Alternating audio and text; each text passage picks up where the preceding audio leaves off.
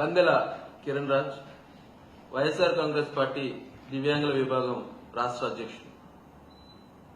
ఈరోజు ప్రధానంగా రాష్ట్రంలోనే హాట్ టాపిక్ గా నడుస్తున్నటువంటి అంశం సంపద సృష్టిలో భాగంగా కత్తిరింపే ధ్యేయంగా దివ్యాంగుల యొక్క పొట్ట కొట్టడానికి వారికి నెలవారీ వచ్చేటువంటి వితరణ అయినటువంటి పింఛన్ తొలగింపు కార్యక్రమానికి కత్తిరింపుకు ఏర్పాట్లు సన్నాహాలు జరుగుతున్నాయి.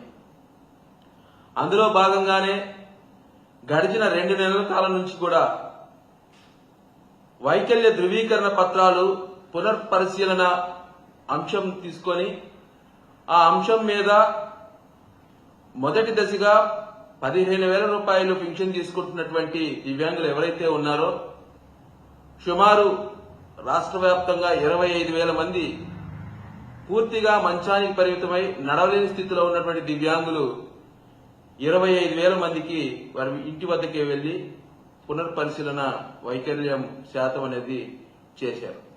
దానిలో వారు పొందుపరిచిన అంశాల్లో కూటమి ప్రభుత్వం పొందుపరిచిన అంశాల్లో ప్రధానంగా 25,000 మందికి వెరిఫికేషన్ చేస్తే టెస్టులు నిర్వహిస్తే వాటిలో మరి 20,000 మంది అర్హులుగా 5,000 మంది స్వల్పకాలిక అనర్హులుగా ప్రకటించి ఆన్లైన్లో పెట్టడం జరిగింది. ఈ విధంగా చూస్తే రాష్ట్ర వ్యాప్తంగా 8,25,000 మంది దివ్యాంగులు పింఛన్లు పొందుతున్న పరిస్థితి ఉంది.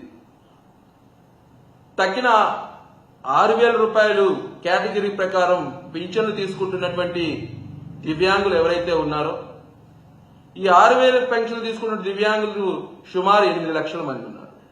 ఈ 8 లక్షల మందికి ఇప్పటి వరకు కూడా కూటమి ప్రభుత్వం 2 లక్షల మందికి అనేక ఇబ్బందులు పెడుతూ వారిని భయాందోళనకు గురి చేస్తూ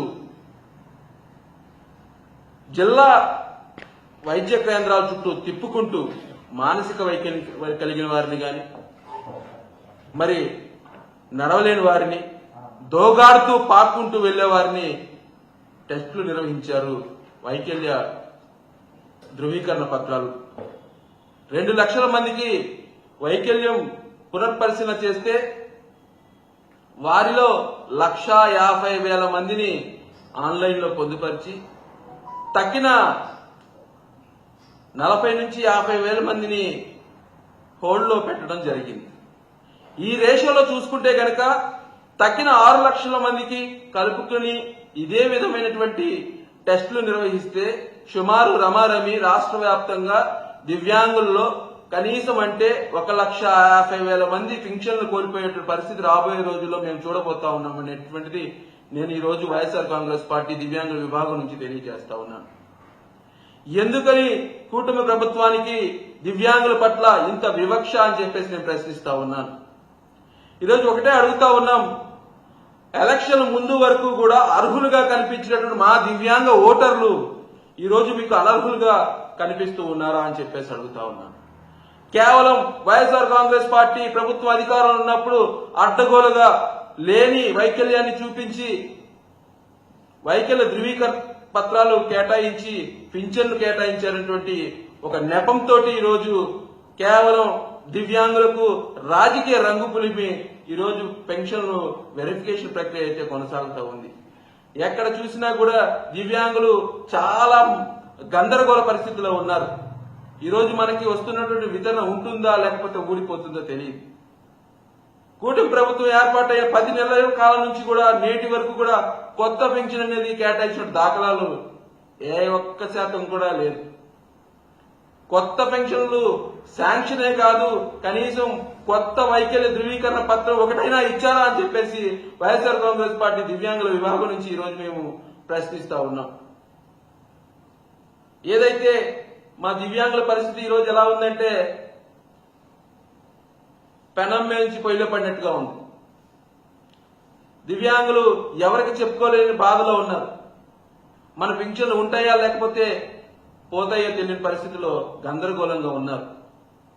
ఈరోజు గౌరవ ఉప ముఖ్యమంత్రి వర్యులు పవన్ కళ్యాణ్ గారు సార్ పవన్ కళ్యాణ్ గారు, మీరు మిమ్మల్ని నమ్మే మా దివ్యాంగులందరూ కూడా చాలా మంది మా పవన్ కళ్యాణ్ అని ఉన్నాడు, మాకేదైనా కష్టం వస్తే మా వైపు ప్రశ్నిస్తాడని నమ్మకంతో మా దివ్యాంగులందరూ కూడా, మా దివ్యాంగ సమాజం అంతా కూడా పింఛన్ పెరుగుతా ఉంది, పవన్ అన్న వస్తే మాకు బలం దొరుకుద్ది, మా పక్కన ఒక గలం దొరుకుద్దని చెప్పేసి మీ మీద నమ్మకంతో కూడా చాలా మంది మా దివ్యాంగులు ఓట్లు వేసి మిమ్మల్ని అధికారం తీసుకురావడం జరిగింది. కానీ ఈ రోజు మా దివ్యాంగుల పరిస్థితి ఎలా ఉందంటే మా పక్కన ఏ గలం మాట్లాడుతుందా అని చెప్పేసి ఎదురు చూస్తూ దిక్కుతోచిన పరిస్థితిలో ఉన్నారు. పవన్ కళ్యాణ్ గారు, మీరు నిజంగా ఏదైతే 2018లో దివ్యాంగులతోటి జనసేనాని దివ్యాంగులతో అనేటువంటి ఒక సమావేశాన్ని ఏలూరులో ఏర్పాటు చేసి దివ్యాంగ సంఘాలన్నింటినీ కూడా ఒక చోట క్రోడీకరించి ఆనాడు మీరు మాట్లాడిన మాటలు, దివ్యాంగులకు 10,000 రూపాయలు పెన్షన్ ఏమాత్రం సరిపోదు, అది చాలా తక్కువ అని ఆనాడే మీరు మాట్లాడారు. మా ప్రభుత్వం అధికారంలో వస్తే దివ్యాంగులు 10,000 రూపాయలు పెన్షన్ ఇస్తానని అన్నారా లేదా అని చెప్పేసి మేము అడుగుతా ఉన్నాం. ఈరోజు పవన్ కళ్యాణ్ గారు కూడా ఈరోజు ఏదైతే మా దివ్యాంగులందరూ కూడా కూటమి ప్రభుత్వం వచ్చిన తర్వాత 6,000 రూపాయలు పెన్షన్ పెరిగితే చాలా సంతోషంతో ఉండి పాలాభిషేకాలు చేశారు. మీకు ఎక్కడైతే పాలాభిషేకాలు చేశారో అక్కడే పిండాభిషేకం చేయడానికి కూడా దివ్యాంగులు ఈరోజు కంకణబద్దులై ఉన్నారని చెప్పేసి తెలియజేస్తా ఉన్నాం. ఈరోజు ఒకటే చెప్తా ఉన్నాం, మేము నడవలేని వారం అండి, మేము నడవలేని వారం, దిక్కులేని వారం అయి ఉన్నాం. ఇటువంటి ఇబ్బందికర పరిస్థితుల్లో మరి మీ వైపు మేము చూసాం, ప్రభుత్వాలు మారితే మా బ్రతుకులు మారితే అని చెప్పేసి మా దివ్యాంగులందరూ కూడా ఆశతోటి మీ వైపు చూశారు. ఇటువంటి ఆశతో మీ వైపు చూస్తే దివ్యాంగులను ఈ రకంగా మరి జిల్లా కేంద్రాల చుట్టూ తిప్పుకుంటూ కనీసం అంటే అక్కడ మౌలిక వసతులు లేవు, కనీసం అంటే తాగడానికి మంచినీరు కానీ భోజనం కానీ మరి ఏదైనా ట్రాన్స్పోర్టేషన్ కానీ ఏదీ లేదు. చూస్తూ ఉంటే దయనీయమైన పరిస్థితి జిల్లా కేంద్రాల్లో కనపడతా ఉంది.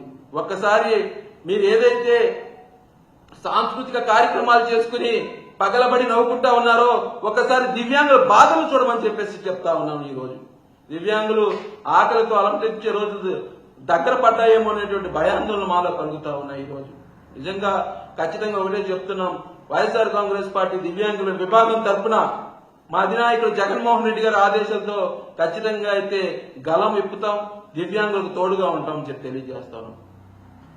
కనీసం అంటే మీరు 2014 నుంచి 2019 వరకు అంటే ఆనాడు మీరు చేసినటువంటి పెన్షన్లు శాంక్షన్ ఏదైతే ఉందో అదంతా కూడా క్రమపద్ధతిలో జరిగే ఉంటుందా?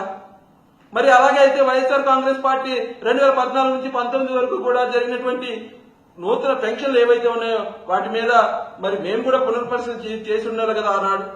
కానీ మా నాయకుడు చిత్తశుద్ధితోటి జగన్మోహన్ రెడ్డి గారు అర్హతే ప్రామాణికంగా కులం చూడకుండా మతం చూడకుండా పార్టీలు అసలే చూడకుండా అర్హతే ప్రామాణికంగా మరి దివ్యాంగులకు పింఛన్లు కేటాయించినటువంటి పెద్ద మనసు కలిగినటువంటి నాయకుడు జగన్మోహన్ రెడ్డి గారు.